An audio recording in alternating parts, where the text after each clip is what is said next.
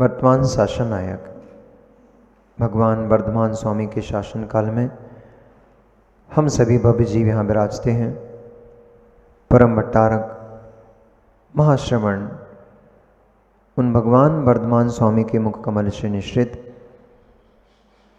भागवादिनी भगवती मजनवाणी का हम सभी भव्य जीव यहाँ करुणांजलि लगा करके पान कर रहे हैं।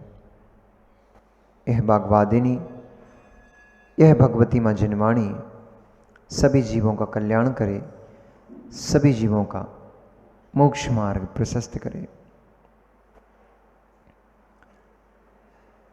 धम्मो दया विशुद्धो। धर्म क्या है? सभी जगत में धर्म का पालन करते हैं, धर्म को धारण करते हैं, पर पूछा जाए वह धर्म क्या है तो अधिक संख्या में वे लोग हैं जिन्हें इस बात का पता ही नहीं है कि धर्म क्या है। किसी से पूछें भैया धर्म क्या है, वो बोलते हैं हम मंदिर जाते हैं, हम पूजन करते हैं, मतलब हम धर्मात्मा हैं, धर्म पालते हैं। किसी से पूछा जाए भैया धर्म क्या है, वो हम उपवास आदि करते हैं, व्रतों को पालते हैं, हम माला भी फेरते हैं भगवान के नाम की, हम धर्मात्मा हैं, धर्म करते हैं। यानी धर्म की वास्तविक परिभाषा पता ही नहीं है। हम धर्म कर रहे हैं लेकिन हमें यह पता नहीं है कि धर्म है क्या वस्तु। और पूरे ब्रह्मांड में ऐसे ही लोगों की भीड़ है जो धर्म के नाम पर आचरण तो कर रहे हैं लेकिन इस बात का ज्ञान ही नहीं है कि धर्म है क्या वस्तु। धर्म के नाम पर पाप किए जा रहे हैं, धर्म के नाम पर अधर्म किए जा रहे हैं, क्योंकि धर्म की परिभाषा ही नहीं पता है। जब धर्म की परिभाषा पे जाओगे तो आपको मालूम पड़ेगा। क्योंकि किसी का एक प्रश्न था, या तो शायद शास्त्र में पढ़ लिया होगा, या आचार्य जी के मुख से सुना हो, या फिर पहले कभी हमारे मुख से प्रवचन में सुन लिया होगा कि पूजन पाठ करना धर्म नहीं है, स्वाध्याय करना धर्म नहीं है, माला फेरना धर्म नहीं है। तो उनकी जिज्ञासा थी कि हम तो धर्म मान के यही कर रहे हैं, अब तक हम तो इसे ही धर्म मान करके कर रहे हैं, और आपने तो पूरी तख्ता ही पलट कर दिया, सीधा सीधा बोल दिया कि ये धर्म नहीं है, अब हम क्या करेंगे। तब आचार्य भगवंत ने कहा धम्मो दया विशुद्धो। बस इतनी सी परिभाषा से आपका काम बन जाएगा। जो दया से विशुद्ध है उसका नाम धर्म है। फिर आचार्य भगवंत कुंद कुंद स्वामी ने कहा बत्तु साहबो धम्मो खमादि भावो यदस्भी हो धम्मो रणत्तम च धम्मो जीवाणम रक्षणम धम्मो। बस जिस जीव ने इन दो परिभाषाओं को पकड़ लिया उसका काम बन जाएगा। क्या बोला? बत्तु साहबो धम्मो। इतनी सी परिभाषा में सब समाविष्ट हो गया। धर्म वस्तु का स्वभाव है और अपने स्वभाव से चलित हो जाना, अपने स्वभाव में नहीं रहना, यह अधर्म है। धम्मो बत्तु साहबो। अब पढ़ाने वाले ने पढ़ा दिया, आपके यहाँ कोई पंडित जी विद्वान आए, कोई मुनिराज आए, उन्होंने पढ़ा दिया धम्मो बत्तु साहबो, वस्तु का स्वभाव ही बेटा धर्म है। आपने सुन भी लिया। महाराज जी समझ में नहीं आया, कैसा धम्मो बत्तु साहबो? तो कहा जैसा जल का स्वभाव शीतल है, वह जल शीतल ही रहता है।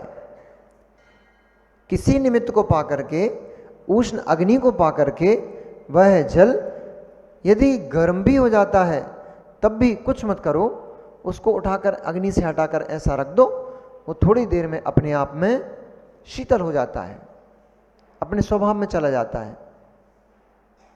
तो वह उसका स्वभाव है, वह उससे दूर नहीं रह पाता। वैभाविक कोई अवस्था प्रकट हो भी जाए तब भी वह शीतल जल शीतल ही हो जाता है, उष्ण नहीं रहता। ये उसका स्वभाव है, यही उसका धर्म है। वह अपने स्वभाव में चला जाता है, यही उसका धर्म है। जैसे अग्नि का स्वभाव उष्ण है, अग्नि गर्म होती है, जलाती है, दाहक नाम का गुण है उसके अंदर, वह हमेशा अपने गुण में रहती है। जहां अग्नि होगी उसमें दाहकपना होगा, उष्णता होगी, और उष्णता नहीं है तो फिर अग्नि भी नहीं है। इसलिए वही उसका स्वभाव है। जीव का स्वभाव ज्ञान दर्शन है।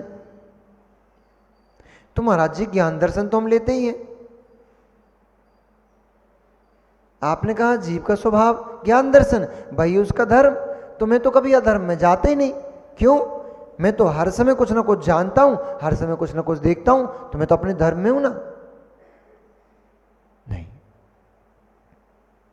अब परिभाषा समझना पड़ेगी। परिभाषा अब यहां से प्रारंभ होगी।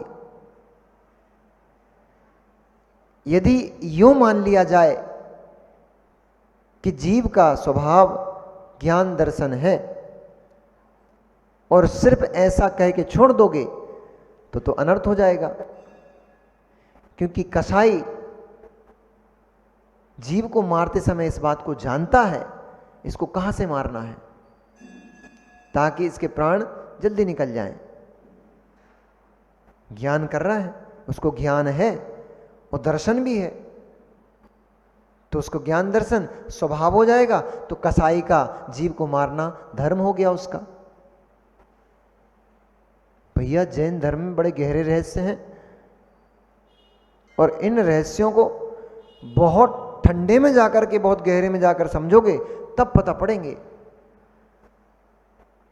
तब आपको समझ में आ पाएगा कि वास्तव में धर्म का स्वरूप क्या है।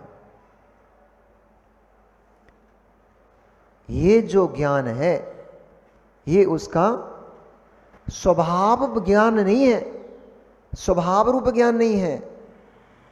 जीव की कैसे हत्या करना है, जीव को कैसे कष्ट देना है, 5 इंद्रियों के भोगों को कैसे भोगना है, इसमें भी ज्ञान लगता है, इसमें भी दर्शन लगता है। कोई कोई कोई प्रेमी अपनी प्रेमिका को, रुष्ट प्रेमिका को मनाने का प्रयास कर रहा है, उसमें उसका दर्शन काम करेगा कि नहीं करेगा? उसका ज्ञान काम करेगा कि नहीं करेगा? करेगा। तो उसका प्रेमी को मनाना ही, प्रेमिका को मनाना ही धर्म हो गया। उसका अपनी प्रेमिका को मनाना ही धर्म हो गया, और फिर वही धर्म, चूंकि धर्म की प्राप्ति हो गई तो जीव का मोक्ष हो गया। धर्म का फल क्या है? व्यवहार धर्म का फल निश्चय धर्म को प्राप्त करना, यानी अपने चित्त स्वरूप को प्राप्त करना। तो यदि आप इसको व्यवहार धर्म भी मान लो तो ये व्यवहार धर्म हो गया। इससे वो अपनी प्रेमिका को प्रसन्न कर लेगा, यानी उसको धर्म की प्राप्ति हो गई। और यूं कहें वो तो धर्म में ही है। क्यों?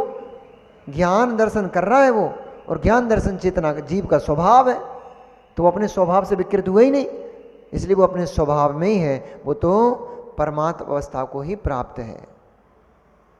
यही भूल हो रही है। इसी भूल ने जो एक बहुत बड़ा पंथ खड़ा कर दिया, जिसको आप सोनगढ़ पंथ के नाम से जानते हैं, इसी भूल ने खड़ा कर दिया है। क्योंकि वे हर क्रिया को करते हुए यही मान रहे हैं, हम तो ज्ञान दर्शन स्वभाव में ही हैं। वे भोजन करते हुए ज्ञान दर्शन स्वभाव में ही हैं। वे अपने भाई पत्नी बंधुओं से झगड़ते हुए वे अपने स्वभाव में ही हैं। घर की दीवार की पुताई करवाते हुए वे अपने स्वभाव में ही हैं। अभी दिवाली आ रही है तो घर घर में साफ सफाई होगी, वे दीवार पर पेंट कराते हुए असंख्यात जीवों के पिंड का घात करेंगे और वे स्वभाव में ही रहेंगे।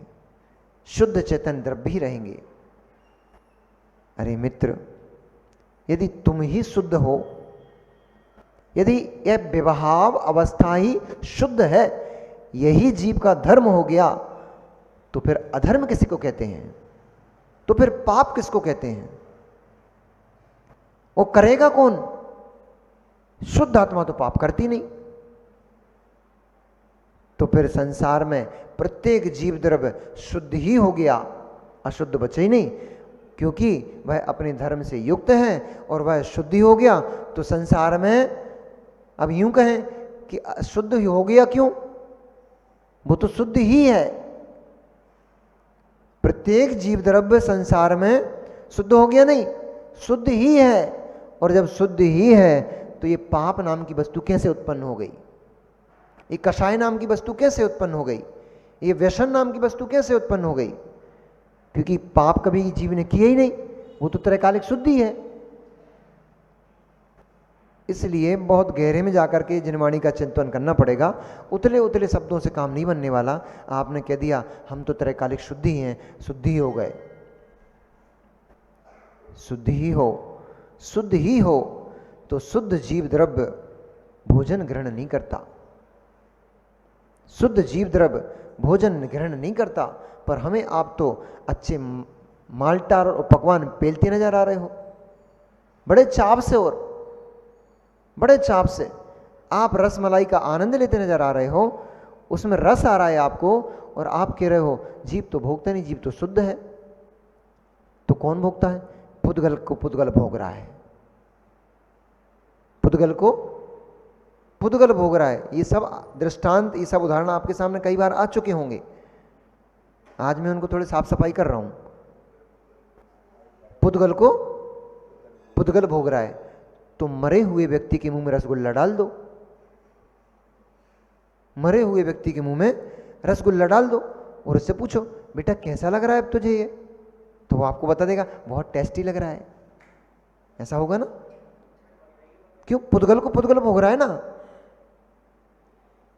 यदि पुद्गल को पुद्गल ही भोग रहा है, मैंने ही शब्द जोड़ा है, ध्यान रखना, क्योंकि ये न्याय का विषय है, सिद्धांत का विषय है। यदि पुद्गल को पुद्गल ही भोग रहा है तो मरा हुआ व्यक्ति भी उस रसगुल्ले का, उस रसमलाई का आनंद लेगा। तो फिर जीव का क्या काम? फिर जीव का क्या काम? फिर जीव निकल जाने को आप मृत घोषित क्यों करते हो? फिर शरीर से जीव निकल गया, उस व्यक्ति को मृत घोषित क्यों करते हो? जिंदा में जला देते ना, जिंदा में जला देते ना। क्यों? पुद्गल अग्नि जो जलेगा वो पुद्गल, आत्मा तो त्रैकालिक शुद्ध, वो तो जलती नहीं। तो आपको पकड़ के कोई शमशान घाट पकड़ के ले जाए, आपको मतलब जिनका ऐसा सिद्धांत है उनका, यदि कोई पकड़ के आपको दोनों पैर दोनों हाथ पकड़ के और अर्थी में डाल के और शमशान घाट ले जाए और बढ़िया वहाँ ठटरी पे रख के ले जाए और वहाँ पे वो बना के शैया बनाकर और उस चिता बनाकर और उसमें आग लगा दे, तो आपको तो कुछ फर्क पड़ेगा ही नहीं। क्यों? पुद्गल अग्नि, पुद्गल शरीर, पुद्गल को पुद्गल जलाएगा। मेरा तो कुछ बिगड़ने वाला है ही नहीं, मैं तो शुद्ध चेतन आत्मद्रव्य हूं, मैं तो त्रैकालिक शुद्धि हूं। ऐसा ठीक है ना? सही कह रहे हो बिल्कुल। जीवित आत्मा भगेगी उस अर्थी पे से उठ के, अर्थी नहीं क्या बोलते हैं, ठटरी नहीं, वो चिता। आत्मा अकेले नहीं भगेगी, आत्मा शरीर को लेके भगेगी उस चिता के ऊपर से। नहीं मानो तो पकड़ के एक आध बार कभी प्रैक्टिकल करवा के देख लेना, तब उनको पता पड़ जाएगा। आत्मा और शरीर का भेद विज्ञान तुरंत प्रकट हो जाएगा कि अभी भेद करके देख रहा हूं, अभी विज्ञान नहीं आ पाया है। अभी खूब सुखों को भोग रहे हो, ऐसी गाड़ियों में चल रहे हो, महलों में निवास कर रहे हो, धन संपत्ति का आनंद लूट रहे हो, इसलिए बातें आ रही हैं। जिस दिन 4 दिन आपको भोजन नहीं मिले, उस दिन भेद विज्ञान प्रकट हो जाएगा। उस दिन समझ में जाएगा कि पुद्गल पुद्गल को भोग रहा है कि जीव को वेदन हो रहा है। और यदि पुद्गल पुद्गल को ही भोग रहा है, फिर मेरा एक प्रश्न है आपसे, आज थोड़ा सैद्धांतिक विषय है, फिर मेरा आपसे एक प्रश्न है कि पुद्गल पुद्गल को ही भोग रहा है, तो जीव अचेतन है कि चेतन है? और पुद्गल चेतन है कि अचेतन है? इतना तो पढ़ा है ही आपने। पुद्गल चेतन है कि अचेतन है? चेतन है। पुद्गल चेतन है, अचेतन है। तो पुद्गल पुद्गल पुद्गल को कैसे भोग रहा है? कैसे भोग रहा है? क्योंकि भोगने का जो कार्य कर रहा है, भोग तत्व भाव जिसके अंदर है वो चेतन है। भोग तत्व भाव चेतन का है। ये उपचार कथन है, ऐसा व्यवहार से हम कहते हैं पुद्गल ने पुद्गल का उपकार किया। कैसे? आपने भोजन ग्रहण किया, पुद्गल, वह शरीर में पहुंचा, शरीर पुद्गल, रस बना, रुधिर बना, मज्जा बना, अस्थि बना, हड्डी बना, शुक्र बना, वीर्य बना, सप्त धातु रूप वह भोजन परिणमन हुआ। ये सातों की सातों धातुएं पुद्गल, उन सात धातुओं से ये शरीर पुष्ट हुआ। सात धातुओं से ये शरीर पुष्ट हुआ। भोजन पुद्गल था, सात धातुएं पुद्गल, जो पुष्ट हुआ है वो पुद्गल। परंतु इस सारी प्रक्रिया में कोई कार्य कर रहा है, उसका नाम जीव द्रव्य है। यदि जीव द्रव्य इस आत्मा से, इस शरीर से निकल जाए बाहर, तो फिर आप तो 1 कुंटल रबड़ी खिला दो भाई, और बादाम का अच्छा बढ़िया 1 पीपा डाल के बादाम का हलवा बनाओ और डाल दो मुर्दे के मुंह में, और फिर उसके शरीर को पुष्ट करके बताओ। ये सारी प्रक्रिया तभी तक है, बादाम भी काम तब तक कर रही है, रबड़ी भी काम तब तक कर रही है, हलवा मालपुआ सब तब तक काम कर रहे हैं जब तक उस शरीर के अंदर चेतन बैठा हुआ है, जिसके अंदर भोग तत्व भाव है। जो भोगने वाला है वो जीव है, ये शरीर माध्यम है। देखने वाला जीव है, उपकरण इंद्री चक्षु। सूंघने वाला जीव है, उपकरण नाक। चखने वाला जीव है, उपकरण जीवा रसना इंद्री। भोगने वाला जीव है, कर्ण इंद्री, शब्द का भोगन करने वाला जीव होता है। यही तो भूल पड़ी हुई है। उनको लगता है इंद्रियां भोग रही हैं, इंद्रियां ऐसा कर रही हैं, मैं थोड़ी कर रहा हूं। तो फिर बंध क्यों रहे हो? मैं बंध ही नहीं रहा हूं, मैं बंध ही नहीं रहा हूं। तो अनंत काल से संसार में कैसे घूम रहे हो भैया? न तुम भोग रहे हो, न तुम कर्मों से बंध रहे हो, तो फिर संसार में तुम्हारी ये अवस्थाएं कौन की हैं? ये किसकी हैं ये अवस्थाएं? क्योंकि जीव से रहित ये अवस्थाएं होती नहीं। और जीव शुद्ध हो गया तो वो यहां ठहरता नहीं, वो मोक्ष चला जाता है। तो तुम यहां घूमते फिरते कैसे दिख रहे हो? तुम यहां बातें करते कैसे दिख रहे हो? तुम ये लेन देन करते कैसे दिख रहे हो? इसका अर्थ अभी तक प्राज्ञे दुर्लभा, उस दुर्लभ प्रज्ञा को प्राप्त नहीं कर पाए हो जिसका नाम भेद विज्ञान है, जिसका नाम ज्ञान है। जब जीव को वह ज्ञान प्राप्त होता है, जब जीव को वह सम्यक ज्ञान प्राप्त होता है, तब उसको उसी को लोक में, संसार में बोधि कहा। उसी का नाम बोधि है, वही तत्व ज्ञान है। और ऐसा तत्व ज्ञान जब जीव के अंदर प्रकट हो जाता है, तब वह जीव धर्म की प्राप्ति की ओर लक्ष्य करता है। अभी धर्म प्राप्त नहीं हो गया, अभी धर्म के मात्र मर्म को समझा है। और जो लोग 4 शास्त्र पढ़ के अपने आप को बड़ा विद्वान और बड़ा ज्ञानी मानने लग जाते ना, वे तो बड़े अज्ञानी हैं। क्योंकि आपको तत्व ज्ञान का फल समता परिणाम कहा है, तत्व ज्ञान का फल धर्म की उपलब्धि कहा है, तत्व ज्ञान का फल संयम कहा है, और संयम का फल मोक्ष सुख कहा है, तप का फल मोक्ष सुख कहा है। तो लगाते जाओ। अभी तत्व ज्ञान तत्व ज्ञान और समता नहीं आई तो तत्व अज्ञान। जितने ज्ञानी लोग बैठे ना, अब समझ लेना भैया।